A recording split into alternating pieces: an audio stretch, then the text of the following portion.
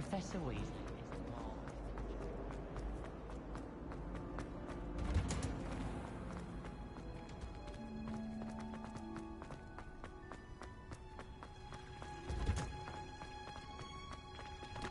Handy. She's going Conjur's Onion again.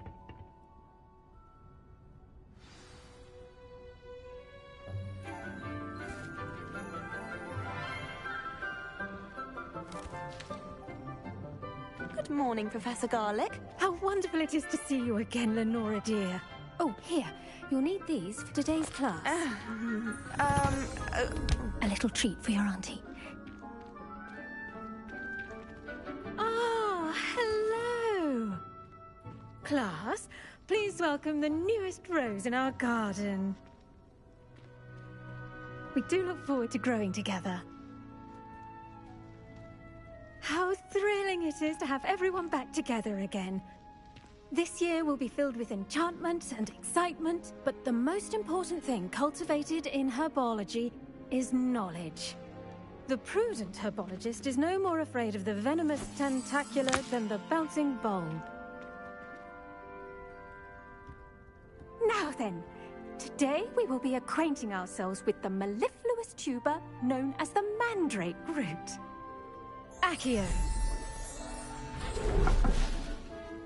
Let's see if we can't make our fibrous friends a bit more comfortable, shall we?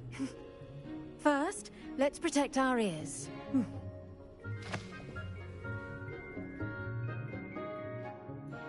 Now, everyone, grip their mandrake by the tendrils and give it a firm tug.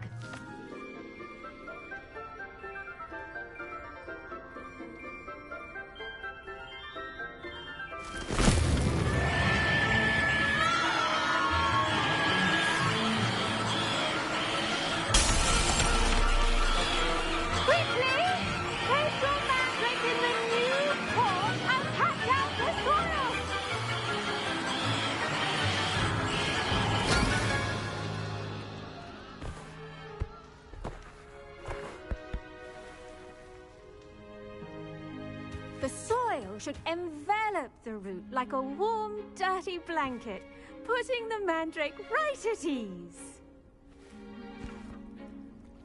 Reparo! I'm very sorry about that. Yours was a bit mature, I'm afraid. All right then, off you go. Splendid work, everyone. Now, for our next task, we'll be planting dittany at our potting tables. You can all get started. I need to have a brief word with our new student. The best time to plant a seed is last season. The second best time is now.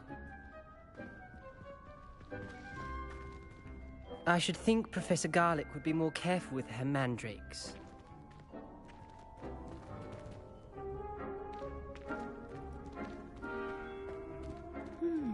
I wonder if hippogriffs like knotgrass.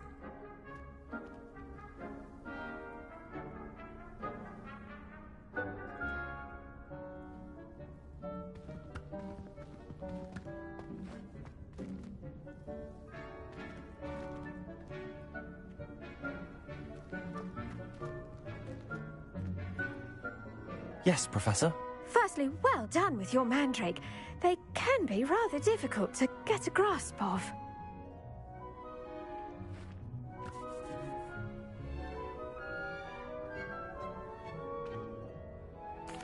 Actually, I enjoyed it. I couldn't help but catch your enthusiasm. How kind of you. It seems you're already taking to herbology like a mandrake to fresh soil. Now, as I mentioned, next we'll be planting dittany. Let us find you some seeds. I already have some, Professor. Picked them up in Hogsmeade. You visited the Magic Neep. Wonderful. A prepared student is bound to bloom. I've arranged for you to have your own potting table here in the classroom. Wasn't easy to spare one on such late notice. Plant the seeds there now, and you can return to harvest them later. Even with soil, sunlight, and a bit of magic, they will take time to grow. Let's see how to balance my star thistle arrangement. Niffler's fancy or roses? Dittany's restorative properties make it a vital ingredient in the Wiggenweld potion, as you all should know from Professor Sharp's class.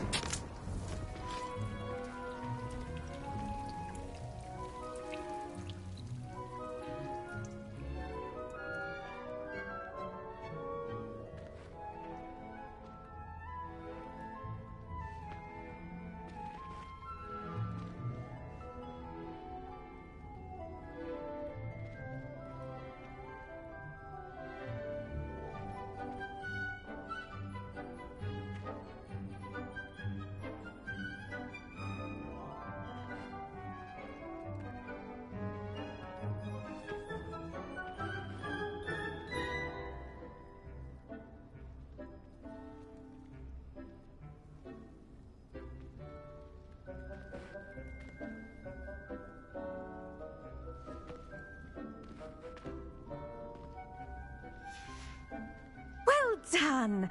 Once it can be harvested, your Dittany will be ready to use in Wiggenweld potion. I'll let Professor Sharp tell you about that. Now, what say we branch out? Introduce you to a different sort of flora, the Chinese chomping cabbage. You'll find that some plants are better suited to uses outside of a cauldron. The cabbages do get testy without something to chew. Fortunately, I have a dummy for them to gnaw on. Be a dear and let them have a good chomping. Yes, Professor. They're in the other greenhouse. It's just at the end of the footbridge leading out of this room. Your classmate, Mr. Pruitt, has kindly offered to accompany you. Come back and see me when you're finished. Oh, and mind your fingers. They do bite.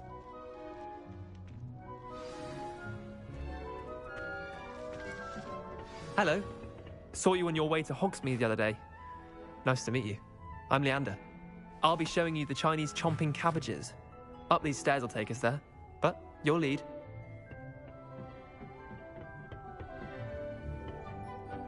Nice work in Defense Against the Dark Arts, by the way. Excuse me? Your duel with Sebastian! And he's good.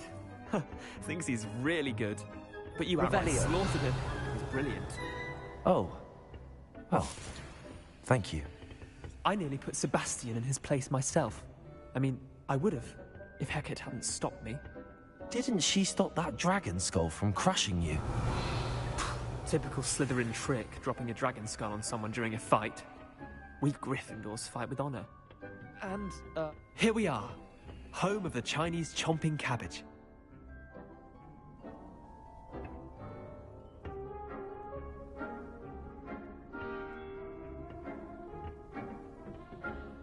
Revelio. Go on. Grab a few of those cabbages. Just mind your... Now, see that dummy? Just toss the cabbages at it. And they'll do the rest.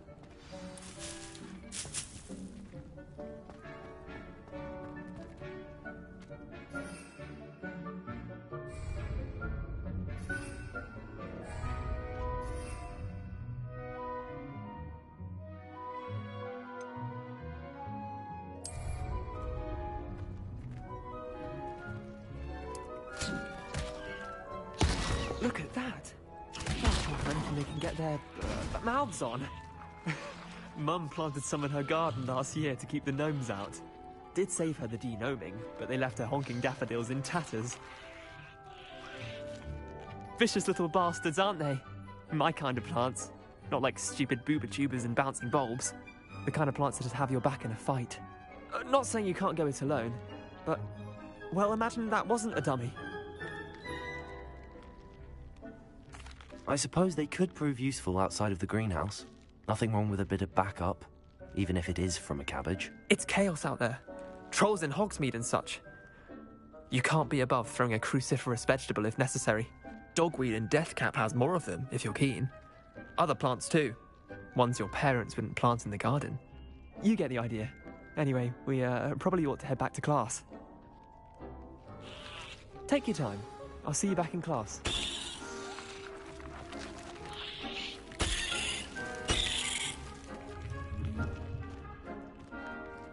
Revelio.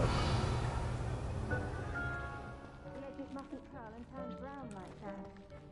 Keep at it. A garden requires patience as much as watering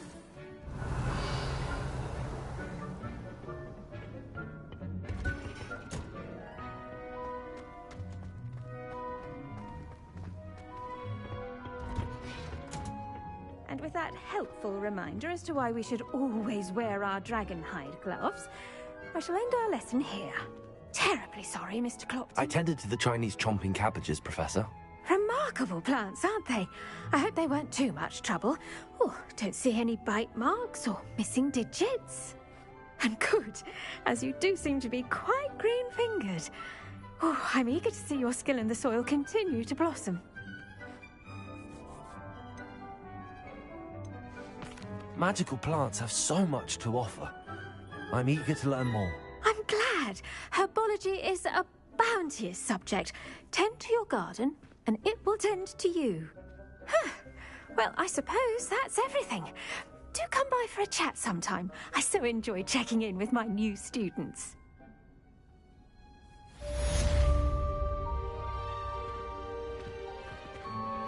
Those mandrakes are really relishing their new pots. Only cost me my damned hearing. To make anything grow, we must first understand it. That goes for plants as well as friendships. Kindness...